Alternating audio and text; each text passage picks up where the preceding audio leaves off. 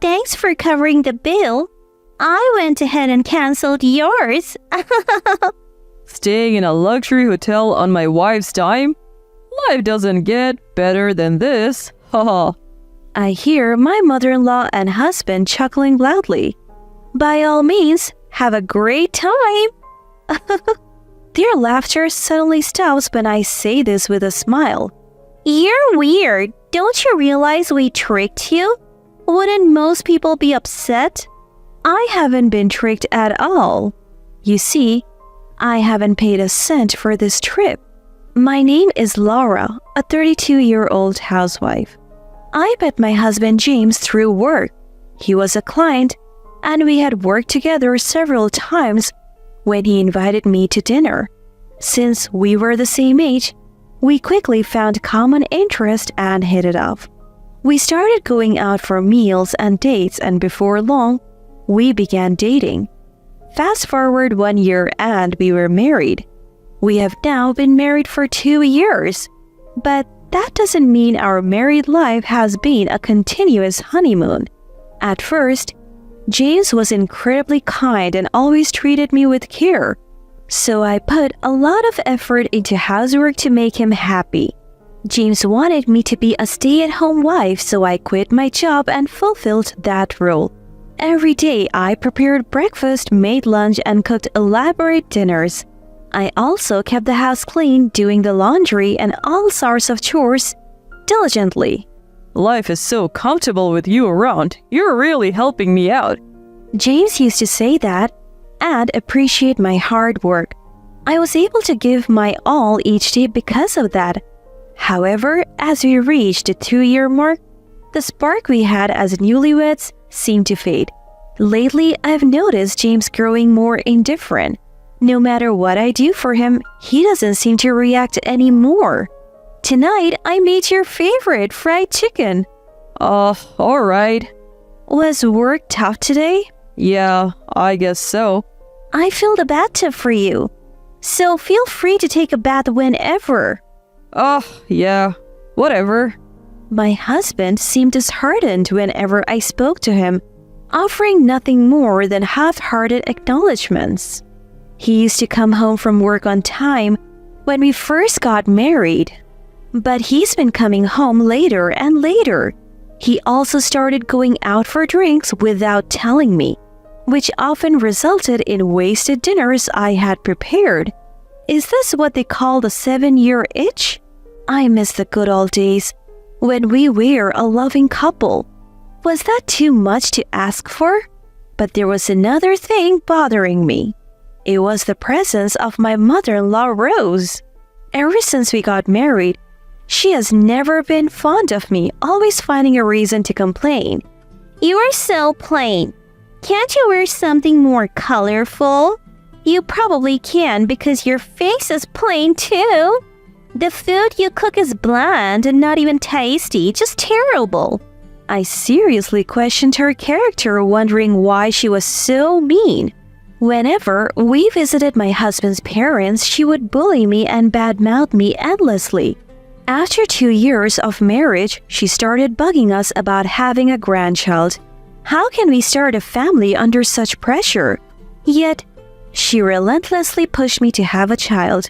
My father-in-law did nothing about his wife's bullying. It's like he found it too troublesome to intervene. My husband also turned a blind eye, offering me no protection. I was devastated. I at least wanted my husband on my side. Feeling utterly lonely, I felt unwell one day and went to the doctor. You're pregnant. What? I was shocked, to say the least. I had no idea I was pregnant, but I was thrilled.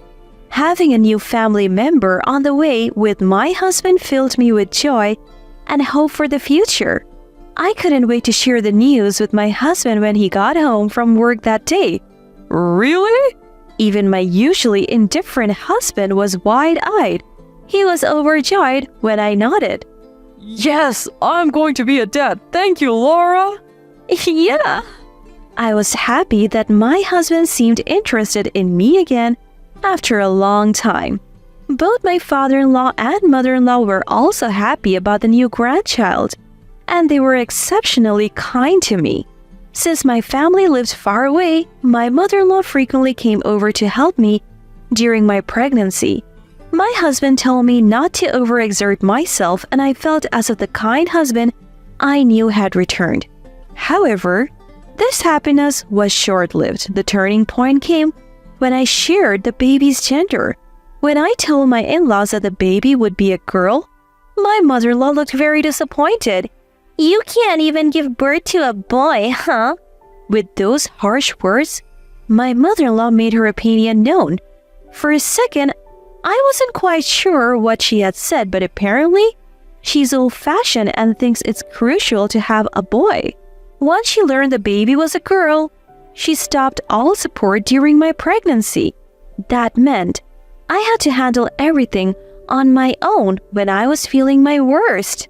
As for my husband, he didn't seem to care about the baby's gender, but he started complaining when I got sick and couldn't keep up with the housework. You didn't make dinner again and you've been lounging on the couch? I'm sorry. I'm not feeling well. Don't be such a baby. I have to go to work even when I'm sick. You're a housewife. Housework is your job. His lack of consideration for my condition hurt me deeply.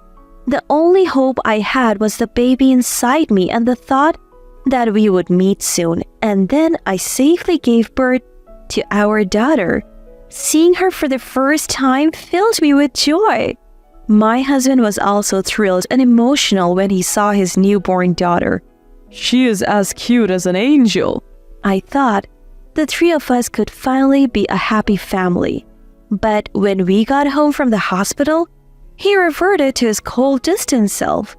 While I do love my daughter, my husband would always leave her to me when she cried. He never bothered with things like changing diapers or giving her a bath. Even when the already busy task of parenting, he didn't consider that and would selfishly ask, What about dinner? Or, is the bath ready? Little by little, I started to lose trust in him. The thought of divorce crossed my mind, but our daughter had just been born and I couldn't go to work. So all I could do was wait until she grew up. The only silver lining was that I didn't have to visit my husband's parents because of the childcare. My mother-in-law wasn't interested in my daughter, so my husband didn't complain when I said I didn't want to go. Time flew by while I was focused on raising my daughter, and before I knew it, she turned 3. As she started talking, my husband became more interested in her.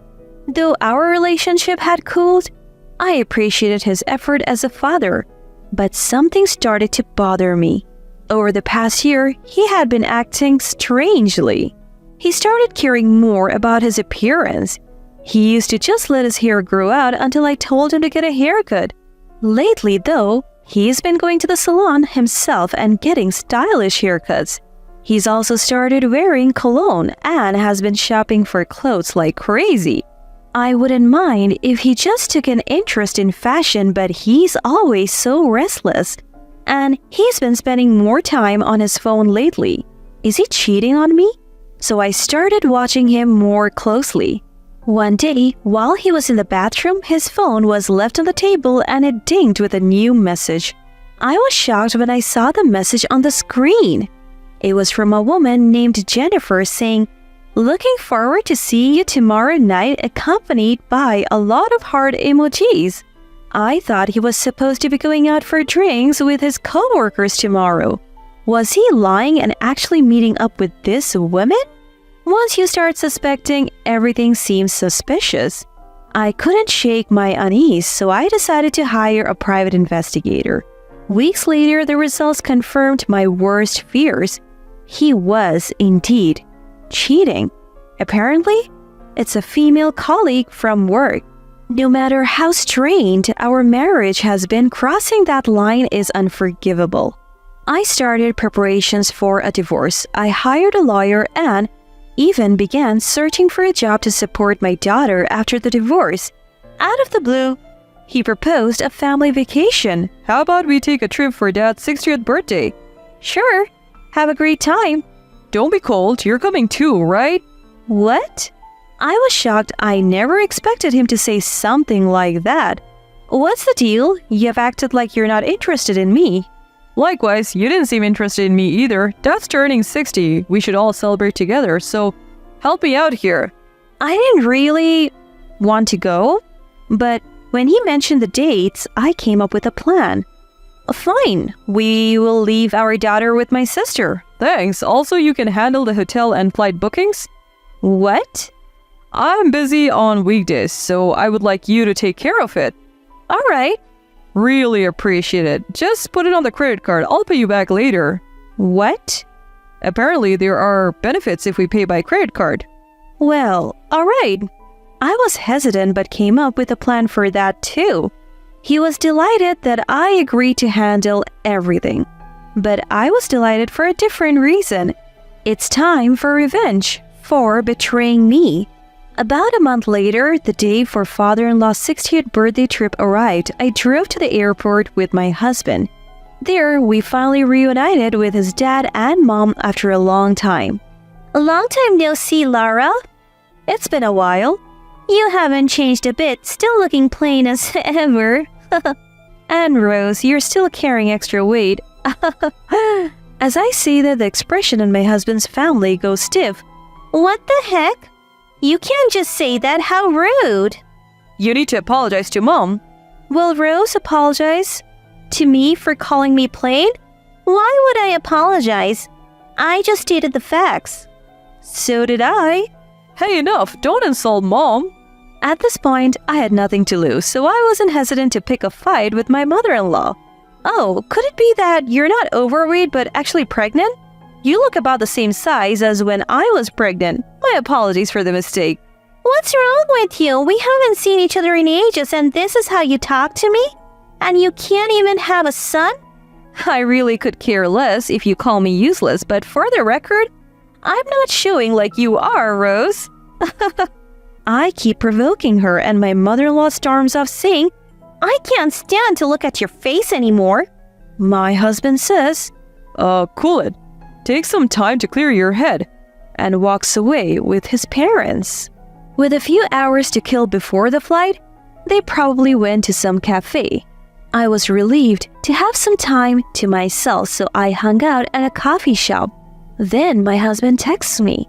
Come to the gate soon. When I arrive, I see my mother-in-law leaning on my father-in-law. What's going on? I ask my husband. She got dizzy from being so angry at you. He says, Could you get some motion sickness pills? She might get sick on the flight. Right now? Won't we miss the flight? We're fine. I'll watch your bags. Go get it. All right. I step away suspicious. Understanding they were up to something, I moved just out of sight and then went upstairs to observe my husband and his parents from the second floor. Sure enough, my mother-in-law immediately moved away from my father-in-law and was cheerfully chatting and laughing with my husband. Faking it, huh? My husband and his parents then left my bags right there and headed for the gate. I quickly went back to collect my bags. Can't just leave them, they'll get stolen. A few minutes later, my husband called me. I answered the phone while watching them disappear through the gate. Where are you? We decided to go without you. What? It's what you get for disrespecting Mom. My mother-in-law grabs the phone. Thanks for the payment. We canceled only your ticket. Staying in a fancy hotel with your money will be so sweet. I heard my mother-in-law and husband burst into loud laughter. They probably never intended to bring me along in the first place. Well, I never planned on going either. Enjoy yourselves, alright? When I said that with a smile, their laughter suddenly stopped. You're strange. Don't you realize we tricked you? Shouldn't you be upset? No tricks here. I didn't pay a dime for this trip. What? I heard my husband's voice, probably because they had the call on speaker. What's going on? Explaining would be a hassle. So I'll tell you later. Bye. I said that and hung up the phone. Then I immediately left the airport and hit the road. I headed to the new rental condo I had secured. Boxes were already there and my sister and her husband were waiting for me. While I was at the airport with my in-laws, They had moved all my belongings for me. I was beyond grateful, especially since they also took care of my daughter. Once we started unpacking in the new place, we were done in no time.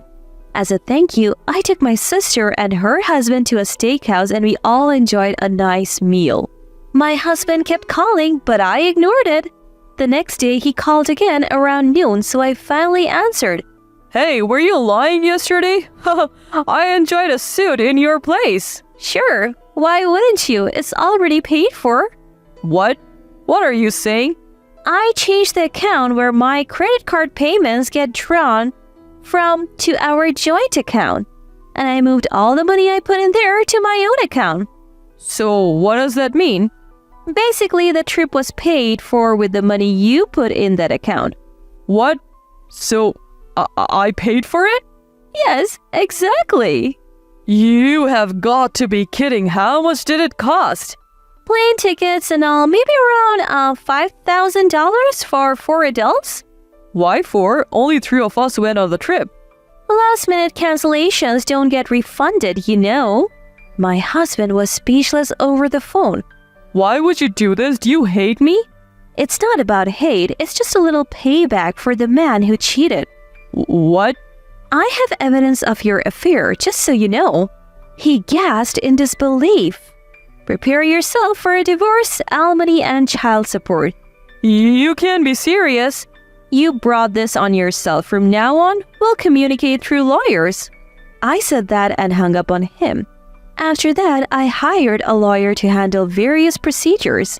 The divorce went through smoothly and I got compensation from my husband and his affair partner. I switched the credit card payment back to my account after the travel expenses were paid. Of course, I'm also demanding child support from my husband. It seems he couldn't cover the payments with his own earnings and savings, so he borrowed money from parents-in-law. Parents-in-law also apparently drained all their savings by covering their son's debt. Now, my husband has moved back in with his parents and they seem to be living a poor life together. Serves them right. I have no intention of letting my daughter meet her ex-father, and I haven't told him where we have moved. Marrying such a terrible man is regrettable, but I'm grateful for the opportunity to have met my daughter. From now on, I plan to live happy days just with my daughter.